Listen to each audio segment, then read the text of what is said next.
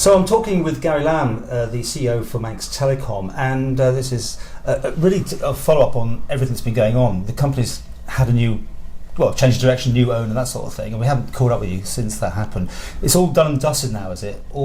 Everything's T's and I's and that sort of thing? Yep, everything is now complete. 9th of May, completion happened, so Basel Infrastructure Partners now own Manx Telecom. We're now under new ownership.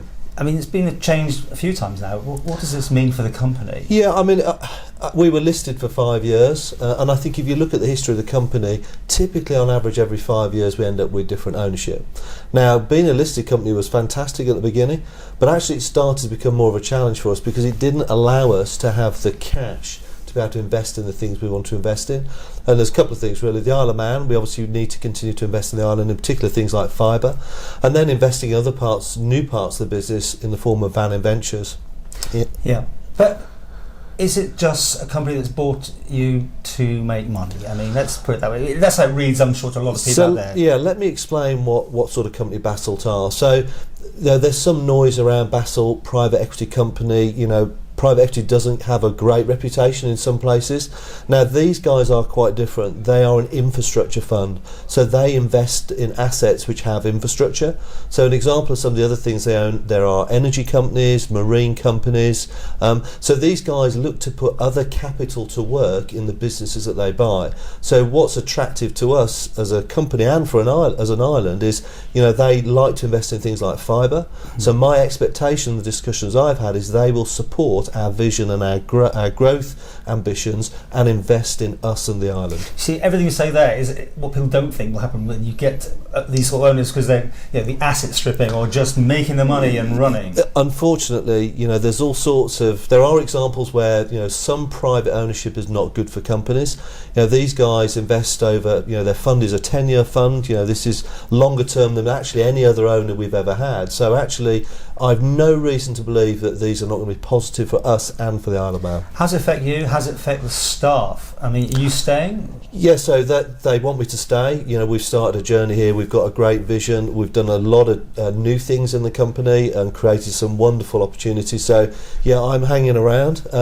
People are positive in the company. Everyone's bought into the vision and what we're trying to do here. So the fact we've moved from being listed to private is actually seen as a positive thing because it will mean we can deliver our vision for the company. Okay. And Manx Telecom is a massive brand name on the Isle of Man, but let's face it, there's been issues, hasn't there? And even though I'm MTTV, I have to ask you these sort of questions anyway, and I would do. It's like Manx.net, a free service that seems to have fallen off the cliff some time ago and is just limping along on impulse power. I think there have been a number of issues over the last few years, and I absolutely recognise that we have to do better.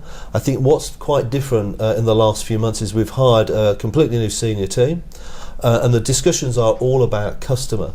Now, I think in the past we've not been as customer focused as we should have been, and that is very different now. So great conversations. We are thinking about what should we be doing for the customer. Things like Manx.net are hugely frustrating, and in the past we've maybe not invested enough in some of these things. It falls over it obviously as much as everyone else. Yeah, absolutely. Can it keep happening? No, absolutely not. And so that's something that we've reviewed. But it is a free service, so it's a tricky one, isn't it? You're not making any money out of it. Well, I don't think it's about whether it's free or not. It's a service we provide to our customers. And I think that's a mindset challenge in the company. It might be free, but it's valued by our customers, so it has to work. So again, that mindset is very much in the senior team now, and we start to address some of these issues because we have to provide good service. Where are you going with Hawaii? Let's try that one as well, because this is a massive discussion now about who's allowed in and who's not allowed in. You were definitely, I think the last time we were talking, saying that they were the big champions for your 5G. Well, have you had to rethink that one? Yeah, so if we go back, so we brought Huawei into our network when we launched 4G. They did a fantastic job. We rolled that out in 7 months, and the network is fantastic. We have not decided yet what we're doing and when we're doing anything with 5G. That's something that we're discussing, and we'll pull together a business case for 5G at some point in time. There's a heavy amount of focus on fibre at the moment, which is a key priority for us. But in terms of Huawei, there's a huge amount of noise out there. There's another agenda we all know about between America and China, which is clearly causing some issues. It's clearly causing caused you to think twice then? Because you were definitely it's all Hawaii, right? Well, we've made no decision on whether we'll invest in Huawei for 5G or 5G at this point in time. We don't have anything in our network that is a concern for us. We think all these issues are really being blown up out of proportion, but we still are monitoring them. We've had the head guy of security over from Huawei to talk to us about what is going on. What are you doing about it to make sure that we're comfortable with what we've got and how things will pan out in the future? But it is a changing situation, so we're very much on top of what's going on, and we'll make the right decision for us and the island so that we don't compromise the Isle of Man and telecoms here. Okay, fibre. Yes. It's the big thing that we all want to our doors, yep. And you're putting to the end of the street and then using a bit of copper. Not very 21st century. So currently we're rolling out fibre around the island. So rather than just go fibre to a cabinet and then copper to the home, we've now taken fibre to the home. So we've got past 5,000 homes or premises so far on the island. Our intention is to roll out all the way around the island. We think in about sort of 5 or 6 years on the current programme we'll get 50-60% of the island done, and then we have to think about how we do the rest of the island. There's some discussion with the government about how we might work together to do that, and I know that they're putting out some kind of tender process. So we're very keen to do fibre. Basalt are very keen to support us on fibre. We're talking about, well, is there more we can do to accelerate it? We absolutely recognise to be recognised as a digital isle and to get the best broadband we can, we need to invest in things like fibre, which links into the previous discussion about, good owners like Basalt will enable us to roll out fibre. In the world ranking, it's really not good enough, is it? Where we were placed, I think, in the last set. I mean, there were Eastern European countries ploughing ahead of us. You can't be happy with that, surely. No, and is that real? By the way, is that a real? Well, so that's the first issue. Yeah. So these reports are not they're not great reports, and they're not very credible reports. Right. But I absolutely recognise that a number gets out there, 60 something in the world, and everybody sort of hangs off that number. I think we can do. I think we're nowhere near as bad as that, and from the stats we have. However, we still have to provide great broadband, and these things are changing. I remember 4 or 5 years ago, and there were no big issues with broadband. People were really happy with it, but people's demands on connectivity and broadband, you could never have a fast enough link. They've changed. With so many devices in the home now, TVs, iPads, etc. It's all changing. We have to keep a pace with the change in consumer behaviours and habits. People do see you as this virtual monopoly. Do you accept that? And I mean, there are other players in there, but you have most of the business, and therefore you maybe have to try harder, I suppose. I'm not trying to whiz your mouth here, but is it almost a thing behind a millstone around your neck to be this, the leader?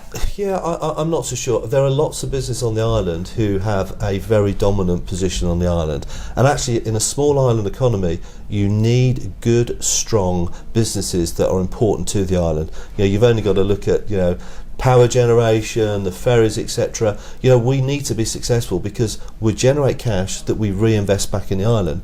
We also have international businesses where we bring money back to the island, enabling us to invest in infrastructure. So, it's we do have a dominant position on the island, but we try to provide real value. We compare ourselves to other islands and the UK, and actually what we provide is very good quality compared to a lot of other jurisdictions. Well, you had a lot of changes here. I mean, you had this sort of redundancy package, and I heard people going off in all sorts of directions and leaving you a bit empty in the top end, but I don't know, you maybe want to comment on that. Yeah, sure. I mean, that was back in 2017. That was start of a transformation programme, and it's about trying to make Manx Telecom a sort of a more customer-focused, agile business. Back to your earlier point about monopoly, etc. We've been very successful for many years, but you have to change. If you don't change, you will die, and you won't provide the service you need to do. So we've changed a lot of people, and the senior team have changed, and they're very much customer-focused. They've come from far bigger companies. This is about trying to move this company into a better place and provide better service for everyone. A lot of people's only contact is when they go in the shop or when the internet's down, and you win some, you lose some on that one. Sure. Would you agree again? That's your cold face. Yeah, I mean, what I'm hearing back from outside the company is actually that our customer service is improving. We recognise the needs of the customers, but there'll always be some customers we let down, and we do a lot of analysis around that, and we try to. Obviously, we don't want to let any customers down, but it is going to happen. How Manx is Manx Telecom now? Because you said you mentioned that you've got all these outside other companies now that you're working Well, you say you bought some, and you're working to the world. We're still very Manx, and we will continue to be Manx. The core of this business is on the Isle of Man. Everything we do and buy, we do and we run from the island. I mentioned earlier, we have an international business. We bring the cash from that business back to the island to reinvest in the island. You'll see the premises here. We've been upgrading the premises because we want our people to have a better environment to work. So we continue to invest all of our sites here, and we'll continue to do that. It's really, really important that we never lose focus of the importance of the Isle of Man and all the people and companies on the Isle of Man. But you are a company that has to make money, and we have to grow. You support MT-TV, and I hope you continue to, which is not making you money. I don't think you're doing the parish walk, you're doing all these sort of things. How secure should people feel in those sort of things? Look, as far as I'm concerned, these are vitally important. It's really important that we're part of the community. We're a community-based company. Parish Walk is the wonderful event. We have to keep investing in those, and we're going to continue to do that, because back to the point, the island is at our core and will continue to be. Everything we do, we focus from the Isle of Man. Yes, we're buying other businesses. We've bought 2 businesses on the Isle of Man now, and there are opportunities to grow outside the Isle of Man, and we'll continue to look at those, and we'll continue to hopefully buy other businesses. But we always come back to the island. Islands are absolutely important. Well, you've got new owners, and then you put a price hike through. Was that all just by chance, was it, or something? Yeah, we always increase some of our product prices on an annual basis, so fixed line we increase.